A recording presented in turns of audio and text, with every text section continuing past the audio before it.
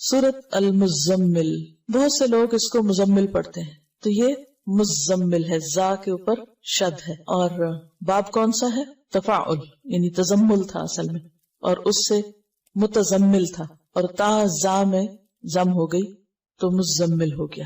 اس سورت کے 2 رکوع ہیں، اور پہلا رکوع بالاتفاق مکی ہے اور مکہ کے ابتدائی دور میں نازل ہوا۔ دوسرے کے بارے میں اختلاف رائے ہے، بعض کہتے ہیں کہ 1 سال کے بعد نازل ہوا، اور بعض کہتے ہیں کہ یہ مدینہ میں نازل ہوا۔ 20 آیات ہیں، 285 کلمات ہیں، 838 حروف ہیں۔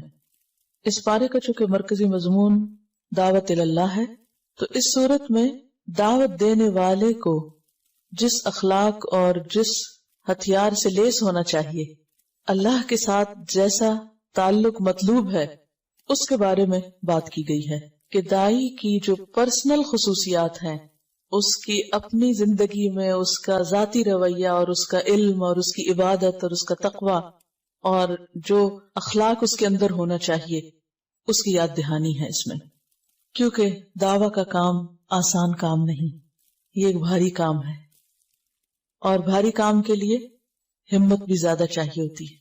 جنوں کے اندر شاید ہم سے زیادہ طاقت ہے، اس لیے انہوں نے پہلی دفعہ ہی سن کر بھرپور کام شروع کر دیا، اور غلط خیالات پر بھی بھرپور تنقید، اور بھرپور طریقے سے میسج کنوے کر کے توحید کی بھرپور دعوت۔ اسی طرح انسان خواہ جسمانی طور پر کمزوری کیوں نہ ہو، لیکن اگر اس کا ایمان مضبوط ہے، وہ اندر سے مضبوط ہے، اس کا اللہ سے تعلق مضبوط ہے، تو پھر وہ بڑے بڑے جنوں سے نمٹنا جانتا ہے، جیسا کہ اس میں فرعون کا ذکر آئے گا، اور بالکل ابتدائی دور کی صورتوں میں سے ہے سورۃ المزمل۔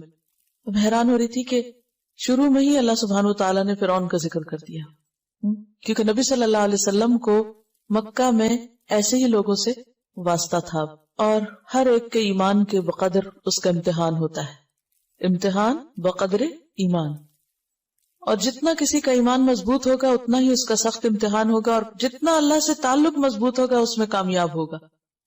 اور اس کامیابی کے لیے بے حد ضروری ہے کہ انسان کے اندر مضبوطی ہو، اور وہ مضبوطی آ نہیں سکتی جب تک انسان قرآن سے گہرا تعلق نہ رکھتا ہو، اور خاص طور پر رات کی نماز میں قرآن کی قرات کے ساتھ قیام کی عادت نہ ہو۔ یہ ایک ضروری خصوصیت اور ضروری شرط ہے جس کا ذکر یہاں ملے گا۔ یا ایھا المزمل، یا ایھا، یا کیا ہے؟ حرف ندا، اور ایو کا معنی ہوتا ہے کون سا یا جون سا، جس، کس، یعنی ایو کا لفظ ان معنوں میں استعمال ہوتا ہے، یا کیا، کون سا کیا، اور ہا جو ہے یہ حرف تنبیہ ہے اور فصل کے لیے آتا ہے۔ فصل کا مطلب ہوتا ہے الگ کرنا، تو حرف ندا اور منادا کے بیچ میں جبکہ منادا معرف باللام ہو، یہ بات سمجھ آ رہی میری؟ منادا معرف باللام، معرف باللام کا کیا معنی؟ کہ ال کے ساتھ شروع ہو رہا ہو، تو ان کو باہم ملانے کے لیے درمیان میں آتا ہے ایھا۔ یا ایھا، اے وہ جو، المزمل، مزمل تزمل سے، باب تفاعل، اور اصل میں تھا متزمل، متفاعل کے وزن پر، تا کو زا میں مدغم کر دیا گیا، اور روٹ اس کا کیا ہے؟ زا ما لا، زا میم لام، اور تزمل کا معنی ہوتا ہے اپنے اوپر چادر یا کوئی کپڑا لپیٹنا۔ خطاب ہے نبی صلی اللہ علیہ وسلم سے، یا ایھا المزمل، اے کپڑے میں لپٹنے والے، اے چادر یا کمبل لپیٹنے والے۔ آپ کو مزمل سے کیوں خطاب کیا گیا؟ اس کی ایک وجہ تو یہ بیان کی جاتی ہے کہ نبی صلی اللہ علیہ وسلم نے جب پہلی مرتبہ جبریل علیہ السلام کو دیکھا تو آپ کے اوپر ایک بہت دہشت تھی اور خوف تھا اور لرزہ طاری تھا۔ آپ گھر پہ تشریف لائے اور حضرت خدیجہ سے کہا، زملونی زملونی، مجھے کمبل اڑھا دو، کمبل اڑھا دو، یعنی ایک طرح سے پروٹیکشن کے لیے اور اپنے آپ کو سمیٹنے کے لیے۔ اور یہ تو چونکہ نقطہ آغاز تھا، اس کے بعد ابھی مزید آپ پر ذمہ داری ڈالی جانا تھی، لہذا آئندہ جب آپ کو پکارا گیا تو اس نام سے پکارا گیا، اے کپڑا لپیٹنے والے۔ اور عربوں میں دستور یہ ہوتا ہے کہ جب کسی کو خطاب کیا جاتا ہے تو اس کے حال کا ذکر کر کے اس کو بلایا جاتا ہے، اور یہ ایک محبت کا انداز ہوتا ہے۔ مثلا اس کی بہت سی مثالیں آپ کو ملے گی۔ ایک مرتبہ حضرت علی رضی اللہ تعالیٰ عنہ حضرت فاطمہ سے کچھ رنجیدہ ہو گئے، کچھ ناراضگی ہو گئی، تو گھر چھوڑ کے مسجد میں چلے گئے اور مسجد کے فرش پر لیٹے ہوئے تھے، آپ کے جسم کے اوپر مٹی لگ گئی. نبی صلی اللہ علیہ وسلم حضرت علی کو تلاش کر رہے تھے اور کرتے کرتے جب مسجد میں گئے تو کہا یا ابا تراب، اے مٹی والے، یعنی یا مٹی میں لپٹے ہوئے یا لتڑے ہوئے اٹھو تم. اسی طرح حضرت ابو ہریرہ جو تھے ان کو بلیوں سے بہت پیار تھا تو ان کا نام ابو ہریرہ رکھ دیا گیا.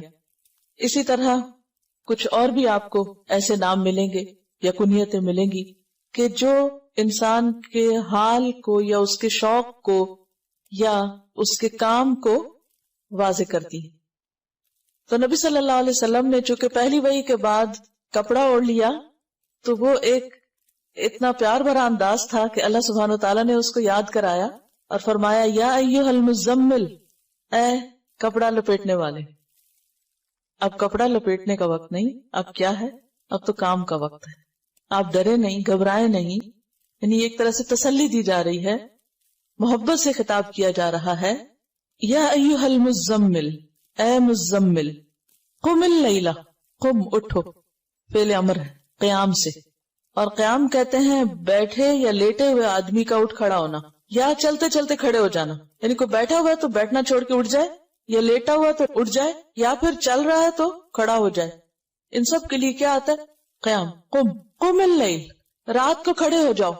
اب اس کا یہ مطلب تو نہیں کہ آپ نیند چھوڑ کے تو کھڑے رہا کرو، یہ عام کھڑا ہونا مراد نہیں ہے. یہاں قیام سے مراد نماز ہے، قیام اللیل ہے. آپ نے پیچھے پڑھا کہ بعض اوقات نماز کے لیے لفظ قرآن آتا ہے، بعض اوقات تسبیح آتی ہے، بعض اوقات سجدے کا لفظ آتا ہے، تو جز بول کے کل مراد ہوتا ہے.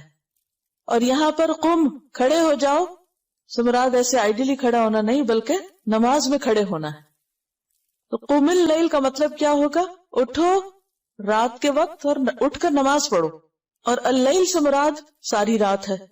لیکن اگلے حرف استثناء نے، حرف استثناء کون سا؟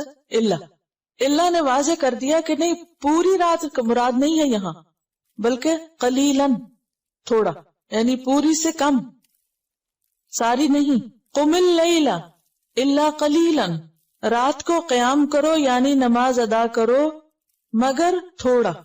اب کتنا تھوڑا؟ نصفہ، اس کا آدھا، یعنی نصف اللیل، آدھی رات. او انقص منہ، یا کم کر لو اس میں سے بھی. کس میں سے؟ آدھی میں سے بھی. آدھی کا پھر کم کیا ہوگا؟ تہائی ہو جائے گا، 1/3 ہو جائے گا، ٹھیک ہے.